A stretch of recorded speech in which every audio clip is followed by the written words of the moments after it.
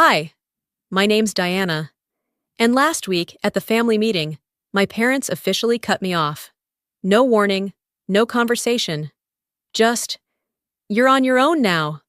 They handed my sister the keys to the family legacy while I sat quietly by the pantry door, pretending the roast wasn't cold. But as they raised a glass to their version of success, my assistant called.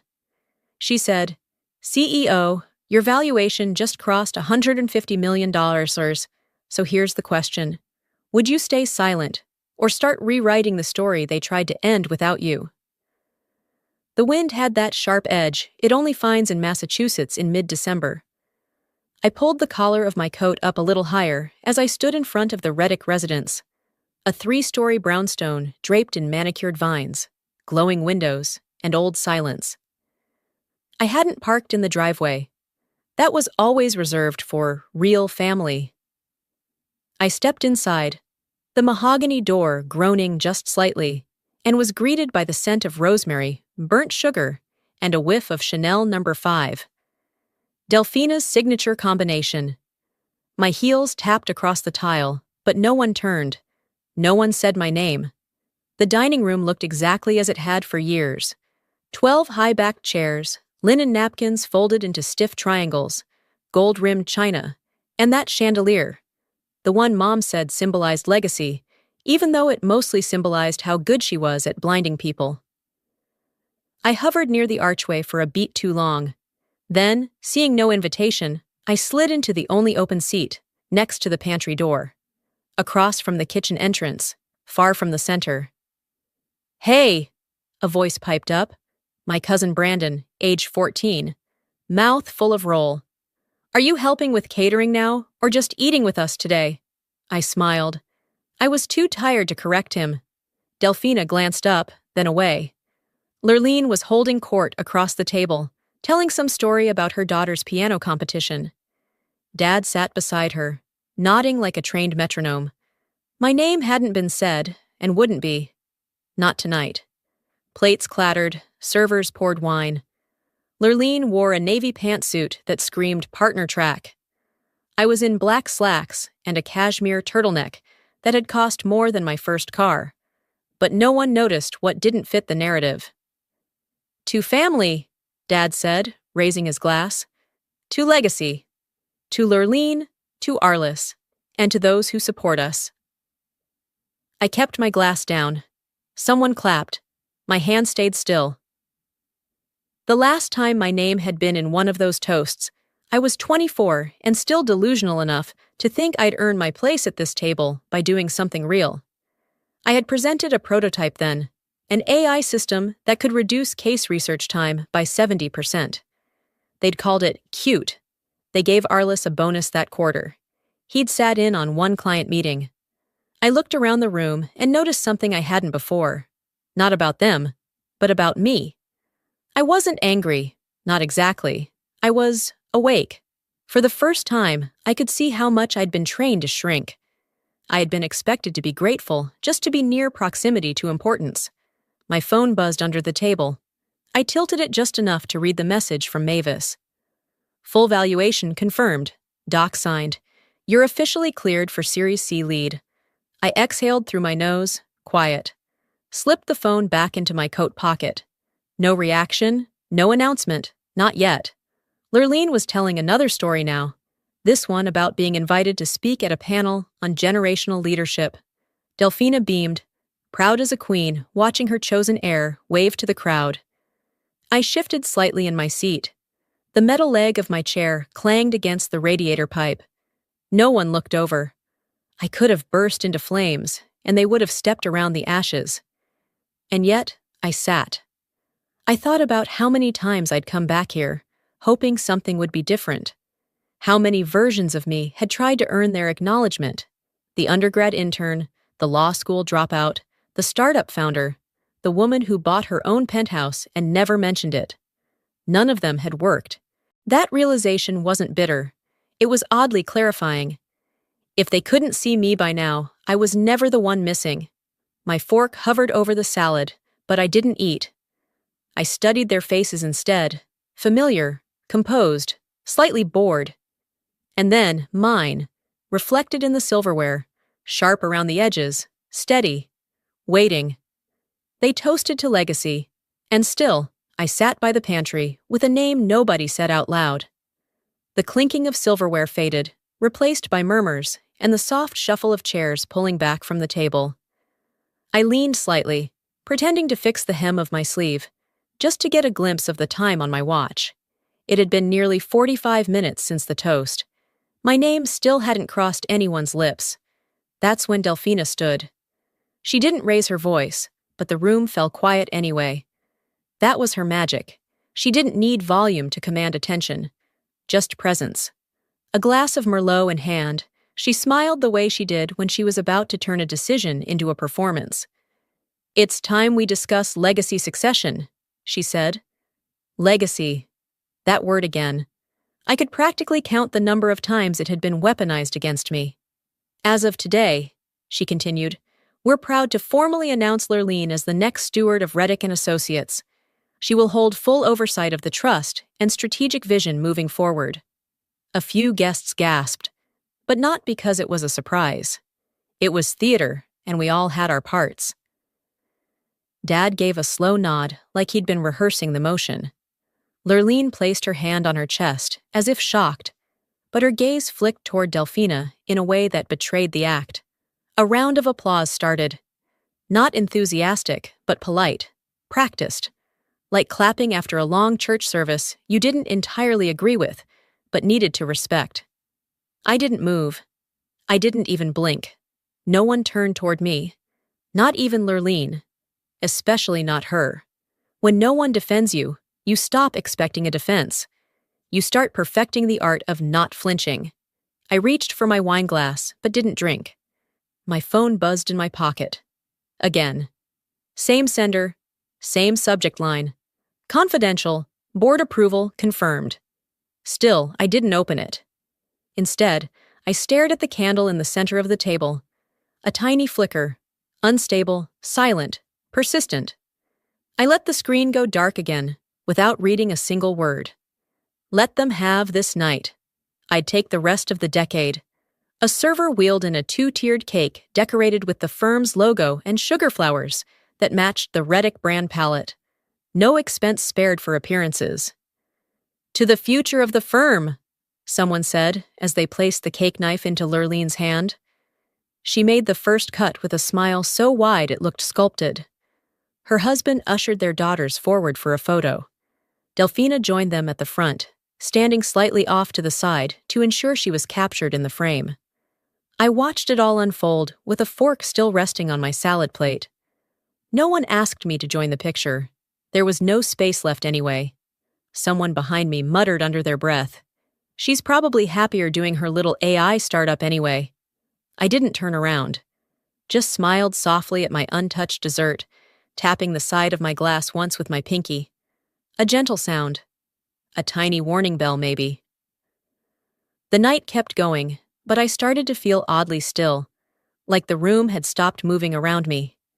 Eventually, the crowd thinned toward the sitting room for coffee and desserts that cost more than some people's rent. I stayed behind. There was nothing sweet left to chew on. Delphina reappeared beside me. She didn't sit, just placed her perfectly manicured hand on my forearm with a touch so gentle it felt strategic. "You understand, don't you?"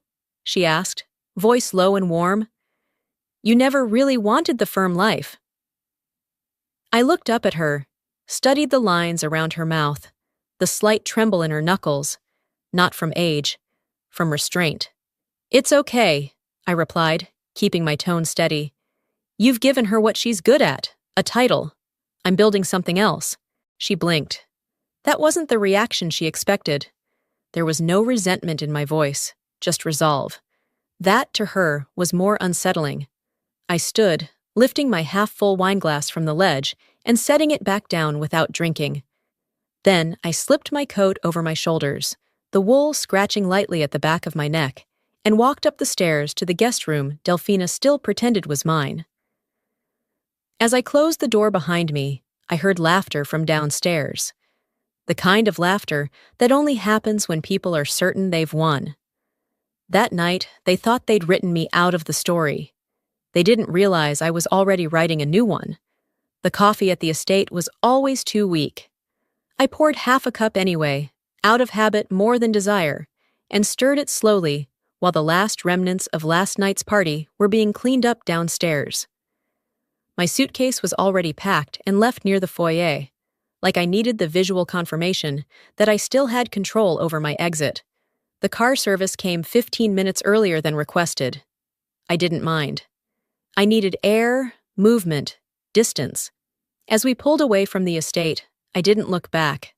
Not out of pride, but because I was afraid I might.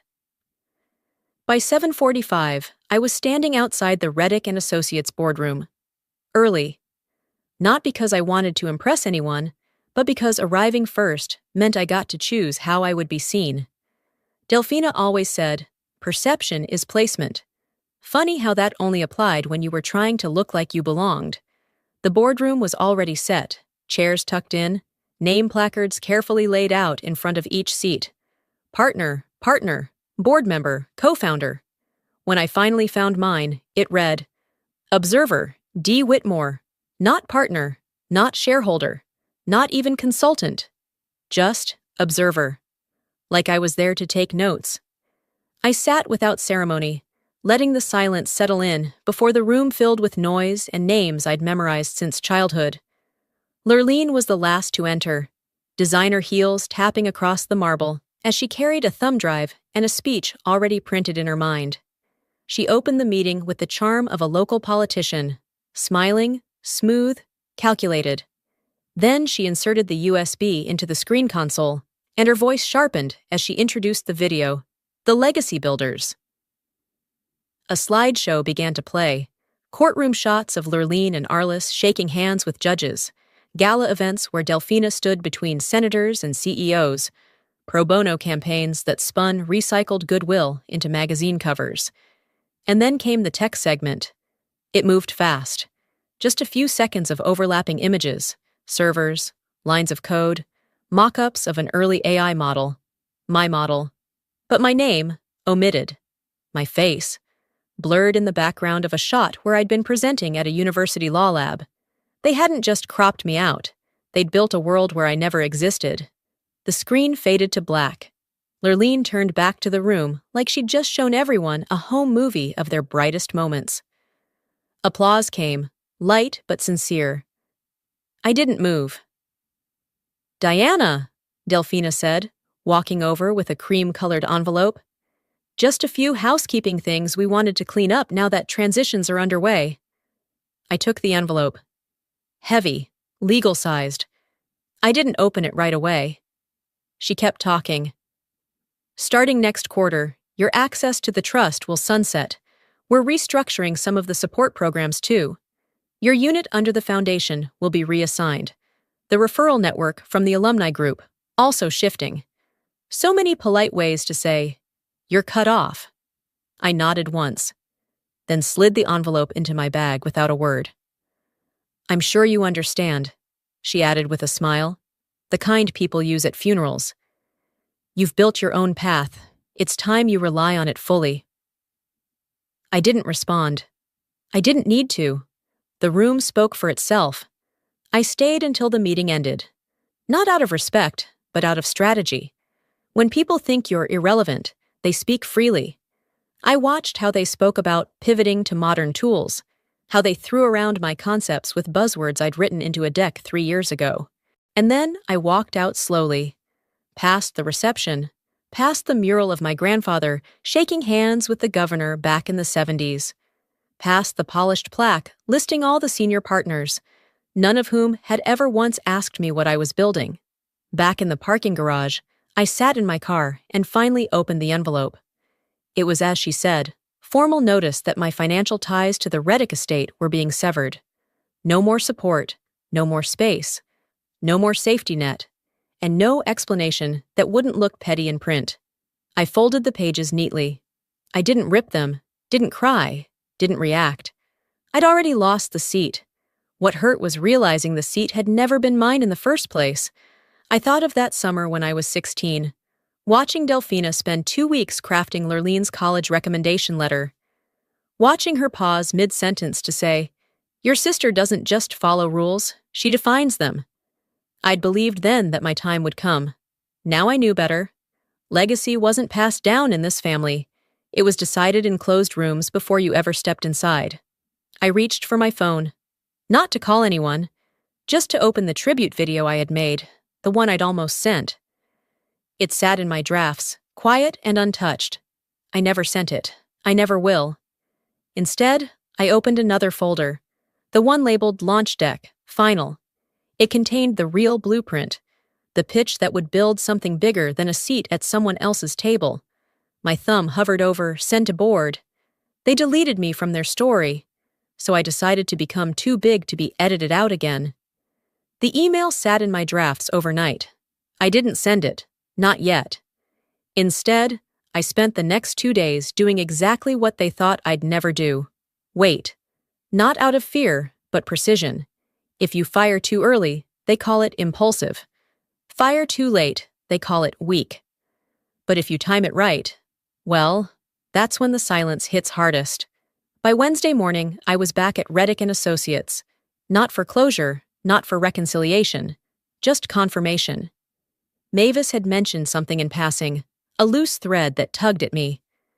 A legacy partners luncheon, nothing formal. But they might show the government prototype deck, she'd said. So I walked in through the side entrance. My badge still worked. Oversight or arrogance, I didn't know which. Upstairs, the briefing room buzzed with soft chatter. Silver platters lined the back table, untouched. Suits gathered near the projection screen, nursing coffees and pretending not to notice me. On the center of the table sat a thick packet, printed and bound, titled GovTech AI, Public Integration Rollout. I picked it up, leafing slowly through the pages like I wasn't scanning every word with the speed of a machine. Diagrams, process flow, even the data structure schema I had hand-sketched on a whiteboard over a year ago. Word for word, bullet for bullet. Except now, my name wasn't on it, not even in the footnotes. "Isn't it beautiful?" Lurlene's voice came from behind me. I turned just enough to face her, packet still in hand. "Impressive formatting," I said, "but it seems to be missing attribution." She tilted her head like I'd just offered her a compliment wrapped in sarcasm. "You left it on the server, Diana," she replied with that voice she always used when she thought she was smarter. "No NDA, no trademark. You of all people should know better." I smiled, soft and measured. "I do. That's why I'm giving you a chance to walk it back before it becomes public record." Her eyes narrowed slightly. "It's public domain."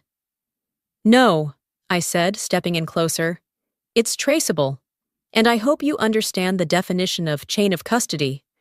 She held her gaze for a moment, then scoffed and turned away. Behind her, through the glass wall of the adjacent meeting room, I spotted Delphina, sitting with none other than Silas Dorrance, the same man who'd once offered to buy my system 3 years ago. She was smiling. He was holding a copy of the same deck in his hands. My stomach didn't drop. My heart didn't pound. I didn't feel blindsided or shocked, because deep down, I knew they hadn't just erased me. They were selling what I built. I walked away from the packet and slipped into an empty side office, closed the door behind me, and opened my laptop. The signal was weak, but the cloud loaded slowly enough to make me feel like it was fighting for me. I opened a folder named Proof of Originality, time-stamped diagrams, version history, Slack conversations, devlogs, all mine, all legal. Then I started a draft. To silasdorrancegroup.com, subject, Notice of Intent to Enforce IP. No need for fluff. No need for explanation. Just a declaration. I didn't hit send. Not yet. There was still one move left to make. On the drive back to my office, I stopped at a gas station. Not because I needed fuel, but because I needed a moment to recalibrate. I stood there, watching as the pump ticked upward, thinking about how many hours I'd spent defending myself in rooms full of people who weren't even listening. Not this time. Back at my building, I walked into my office. Mavis stood up immediately. "I forwarded that calendar invite like you asked," she said. "It's today, in about 2 hours. Delphina and Silas are meeting again. The system architecture is on the agenda." I nodded once. "Thank you." Then I sat down, opened a new message, and addressed it to both Delphina and Lurleen. Subject: Internal Notice, IP Use and Digital Copy Reference. Attached, 1 PDF, dated, timestamped, a receipt with Delphina's initials from the day I demoed the original model. At the bottom, this concept remains internal property of Diana Whitmore until otherwise licensed. In the body, I wrote only one line. You have 48 hours to retract the unauthorized usage before legal counsel is notified. No threats, no emotion, just fact. I hit send, then powered off my phone. No pings, no replies, no explanations. Let them panic in the quiet. They wanted to build an empire with my blueprints. I was about to remind them who drew the lines. The silence after hitting send lingered longer than I expected. Not the kind of silence that comes with uncertainty, but the kind that fills a room before the storm hits. 2 days later, I received an invitation. Formal, embossed, wrapped in layered politeness. Executive lunch to honor Lurleen Cassano, it said, recognizing her strategic vision in leading the firm's upcoming tech roadmap. I read it twice before laughing. Strategic vision, that was rich. I didn't RSVP, I showed up. The luncheon was hosted at one of the private dining floors in a midtown tower Reddick and Associates like to call their client-facing space. Translation: the pretty place they paraded partners in front of hedge fund reps and politicians. I arrived just after noon. Mavis had confirmed the start time, and I had no interest in small talk over cocktails. Inside, the lights were soft, the room dressed in warm golds and deep reds. Servers glided like chess pieces, placing wine glasses with calculated grace. At the head of the table sat Lurleen, postured, smiling, every inch the newly anointed visionary. My place card was buried near the far end. I didn't need to read it to know where they'd put me. But what I did notice was the folder, thick, sealed, sitting directly on my plate like a quiet dare. Every other place setting had a menu. Mine had this. I took my seat, didn't touch the wine, didn't open the folder right away, let it breathe, let them believe they were still directing the room. Delphina stood and cleared her throat. Again, that theater voice she used when she wanted everyone to believe they were lucky just to be in her presence. "We're incredibly proud of what the next phase means for Reddick and Associates," she began. "This moment marks a bridge between our legacy and the future, and it's only fitting that someone with a clear understanding of both should lead us forward." She didn't say Lurleen's name outright. She didn't have to. The way the guests turned their eyes toward her, the subtle nods, the way the photographer from Boston Business Review focused his lens, that said it all. I opened the folder. My fingers worked slowly through the pages, flipping past the introductory fluff, past the partner names. There it was. Draft agreement, unsigned but nearly complete. Between Reddick and Associates and Dorrance Strategic Capital, the same Silas Dorrance I saw Delphina courting last week. Buried in the proposal language. AI infrastructure developed under internal strategic initiative to be integrated into core product offerings. No acknowledgement of author, no licensing reference, no audit trail, just stripped down legal language repurposing everything I had built. They weren't just going to pitch it, they were going to sell it, while I sat 5 feet away. The chicken was served. I didn't touch mine. I slid the folder into my tote bag and folded the flap over it as if I were just tidying up. No one noticed. Or if they did, they were smart enough not to make eye contact. For the rest of lunch, I let the conversation wash past me. Policy reform, new corporate clients, champagne raises. I nodded occasionally, gave small smiles when appropriate. Meanwhile, beneath the table, I opened my phone and scheduled a confidential meeting with our legal counsel for that evening. "You don't scream during war," I reminded myself. tapping the calendar app shut. You document.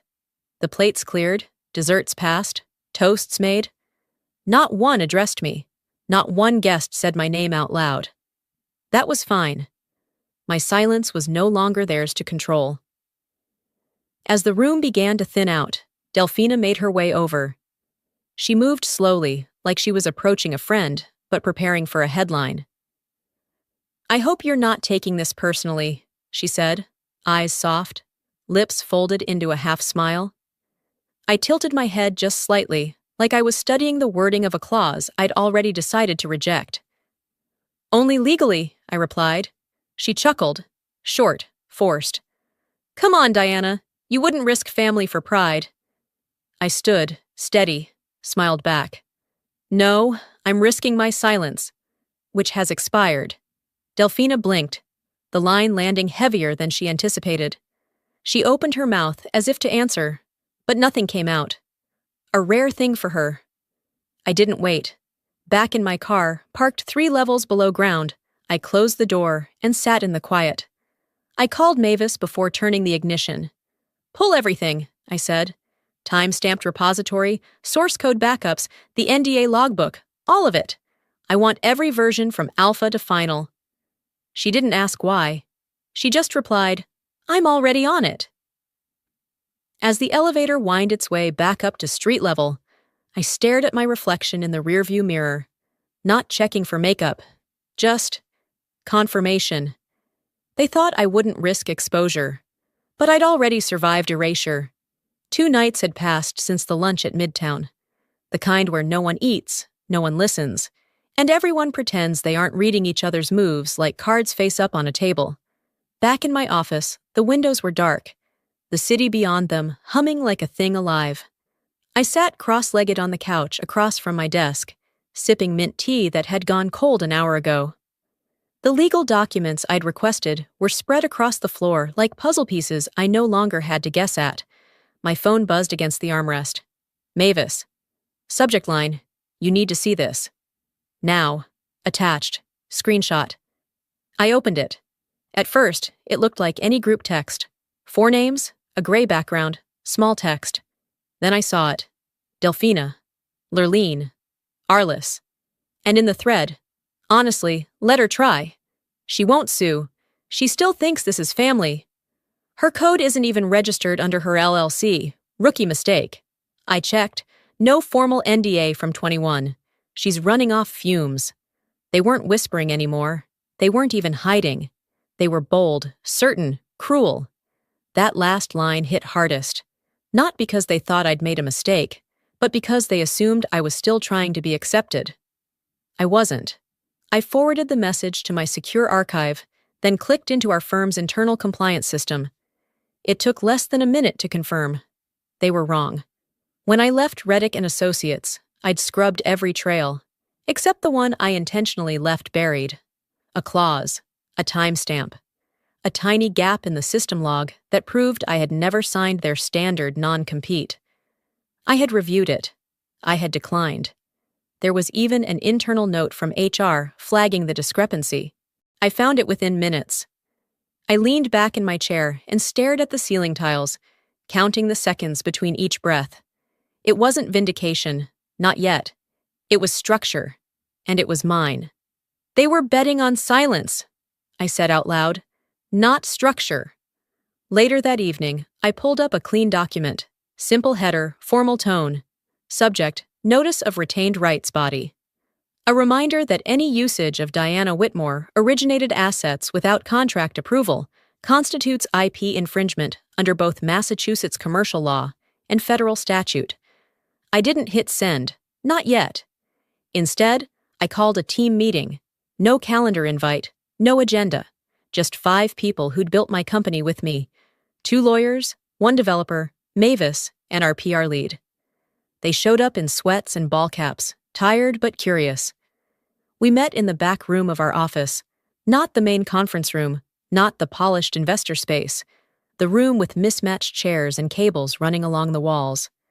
I outlined the situation. I showed them the documents. I read the chat transcript without blinking. "Are you ready for this?" one of the lawyers asked. I nodded once. I don't want a fight, I said. I want a record, that's all. We spent 2 hours mapping out contingencies, drafting press strategy, preparing litigation options, but softly, quietly, so as not to start a war no one could control. By midnight, the plans were in motion. Before leaving, I checked my phone one last time. A new text from Lurleen. You're pushing too far. Don't do something you can't undo. I didn't hesitate. I took a screenshot of the chat they thought I'd never see and replied with one line. This? You already did. Then I blocked the number. There's something final in that kind of silence. Not angry, not afraid, just done. I returned to my office, shut off the lights, and sat for a moment in the dark. No music, no screen glow, just the click of the building's HVAC switching on for the night.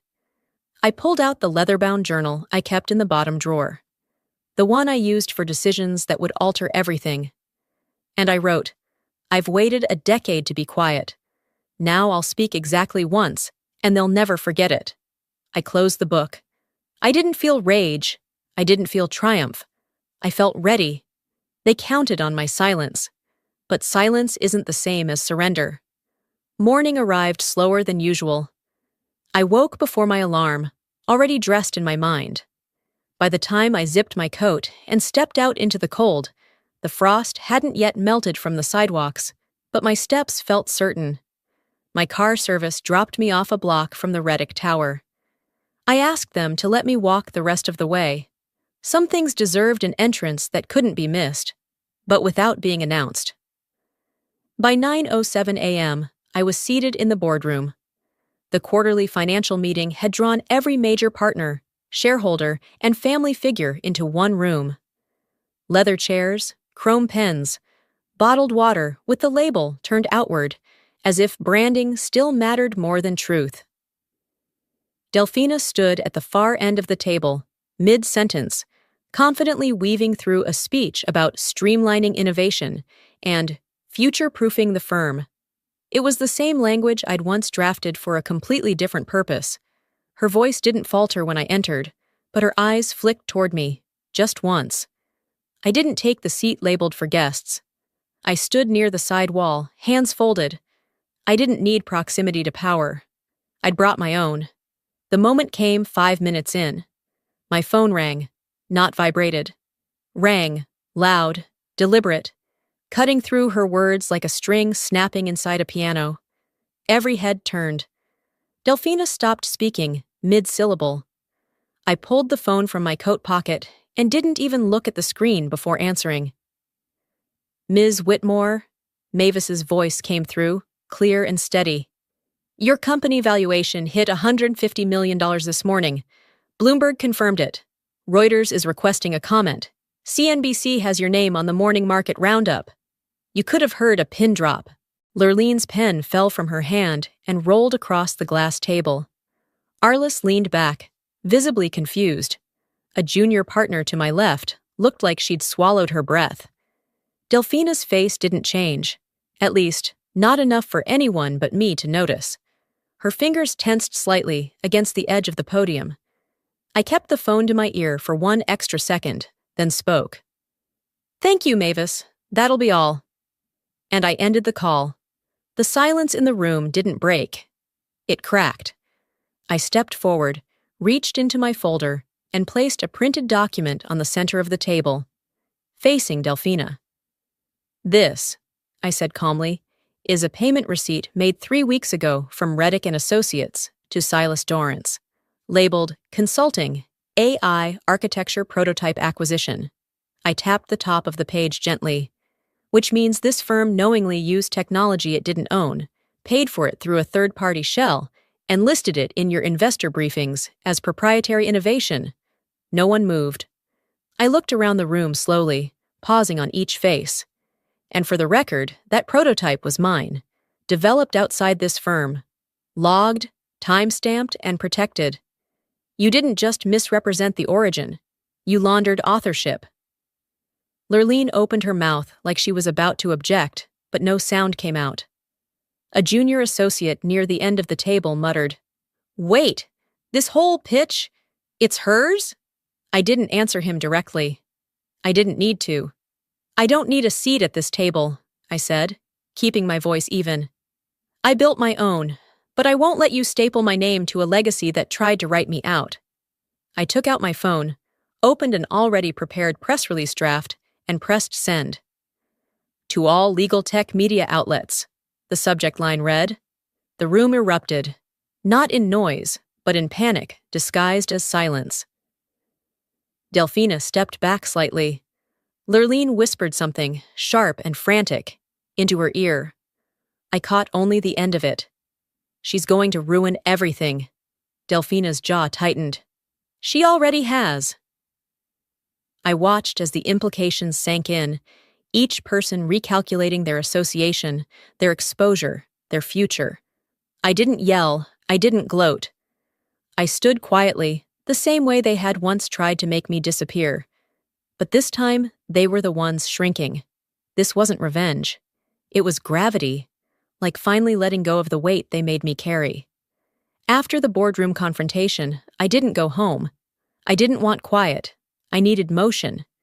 The air outside tasted metallic, the way winter always does, right before snow. My driver took me straight to the State Bar Association building in Beacon Hill, where the Legal Innovation Summit was already underway. I was never invited, at least not officially, but I didn't need an invite anymore. Inside, the energy buzzed with performative innovation. Law firms desperate to look progressive, tech vendors slinging tools no one really understood, and executives still clinging to their titles like shields. Lurleen and Delphina were scheduled to speak on a panel titled Bridging the Legal Gap Through Technology. Irony wasn't just thick, it was suffocating. I waited backstage. The concrete walls smelled of old coffee and dry paint, a familiar backstage scent that reminded me of every moment I was told to wait my turn. But I wasn't alone this time. Mavis stood beside me, crisp blazer, no expression. You ready? She asked. As I'll ever be. A stagehand waved to signal it was time. Mavis went first. She stepped onto the platform with quiet force. There was no announcement, no fanfare, just her voice through the mic, clear, sharp, and surgical. My name is Mavis Lynn, she began, Operations Director, Legal AI Systems, and I'm here to speak not just about innovation, but about integrity. The murmurs died fast. As a former employee of Reddick and Associates, I witnessed firsthand how contributions made by Diana Whitmore were systematically excluded, minimized, and, when useful, repurposed without credit or consent. The room stilled. Journalists stopped typing. Phones lifted. Lurleen, seated across the room, froze. Delphina reached for the water beside her, but her hand trembled slightly. I left that firm, Mavis continued, because I knew what silence cost, and I refused to be part of it anymore. Applause didn't break immediately. People weren't sure if they were allowed to react. That's how power operates. It teaches even decency to ask for permission. I stepped onto the stage next. There was a panel set up, 6 chairs in a row. 5 had name placards. Mine was blank. The moderator looked sheepish. I'm so sorry, Ms. Whitmore. I think there was a printing issue. I waved it off. It's all right, I said, taking my seat. I've been here before without a name. A few chuckles. More than that. Nods. Recognition. People understood. The panel began. Delphina tried to steer the conversation back to buzzwords. Collaboration. Interdisciplinary synergy. Firm-wide transformation. She threw words like confetti, hoping no one noticed the mess they were meant to cover. But the questions came fast. Ms. Whitmore, do you believe firms can evolve without addressing legacy inequities? Yes, I said, but only if they stop treating the past as sacred and start treating it as data. If your system excluded people by design, that's not heritage, that's a bug. Someone in the front row clapped. I continued, never once looking at Delphina. Innovation doesn't mean speed. It means accuracy and integrity. And sometimes, the most revolutionary thing you can do is tell the truth in a room that's paid not to hear it. No one interrupted. No one dared. After the panel, people approached me. Not with pity, not with politics, but with interest. One man, suit pressed and breath mint fresh, handed me his card. "Federal Legal Systems," it read. "We'd like to talk." Behind me, I heard Lurlene's voice, tight, low. "What do you mean the deal's off?" I turned slightly. She was on her phone, pacing. Her tone got sharper. "You told me it was a done deal. You said she couldn't touch us." I met her eyes as I walked past, held them just long enough to speak without raising my voice. "I don't need the chair," I said. "I built the building." She didn't follow. She didn't call out. She just watched me go. I stepped into the hallway and breathed. That was the moment I realized. I had never wanted their table. I wanted the truth to outlive them. They removed my name from the plaque, but now the doors open when I walk in. By the time I stepped off the elevator and into my apartment, the sun had barely touched the surface of the Charles. The skyline blinked awake one office light at a time. I slipped off my shoes by the door, walked barefoot to the kitchen, and set the kettle on without thinking. It was 6:08 a.m. when my phone buzzed. I didn't rush to check it. Instead, I waited for the water to boil, poured it over a bag of Earl Grey, and let it steep while the screen stayed face down on the counter. Only after the first sip did I turn it over. Subject line: Official notice. Controlling shareholder transfer complete. I stared at it for a few moments, then clicked it open.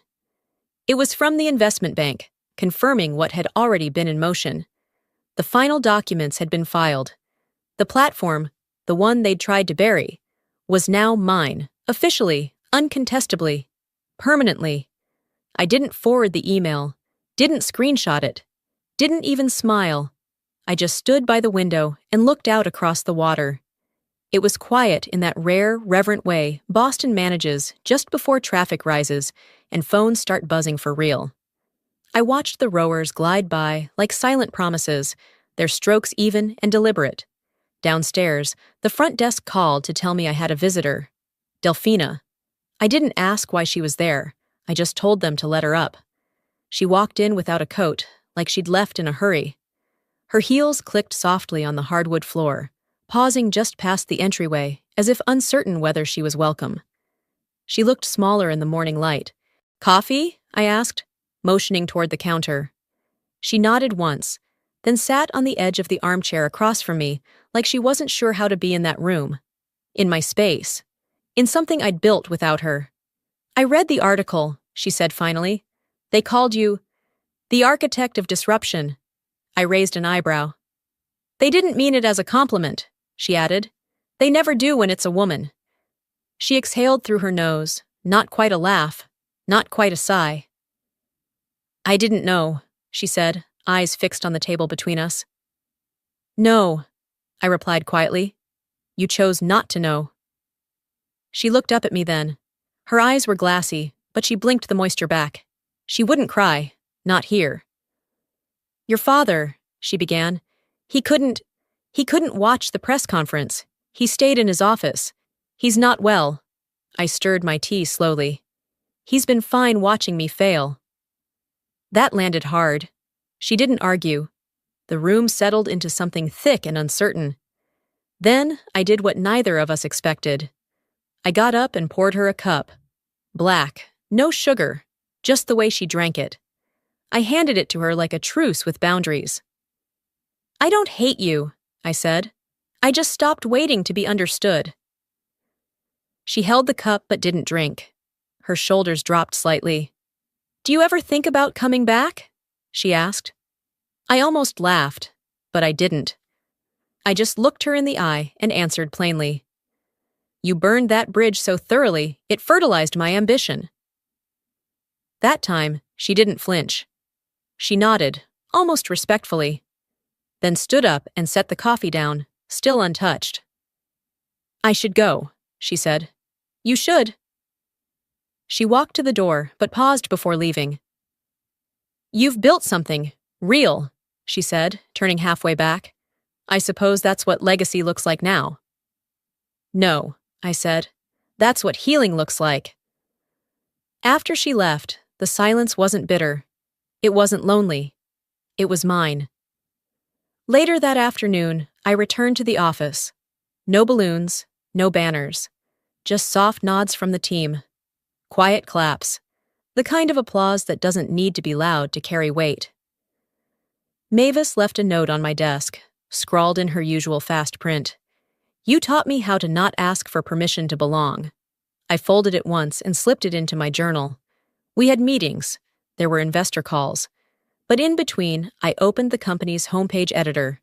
No announcement, no press alert, just a single change.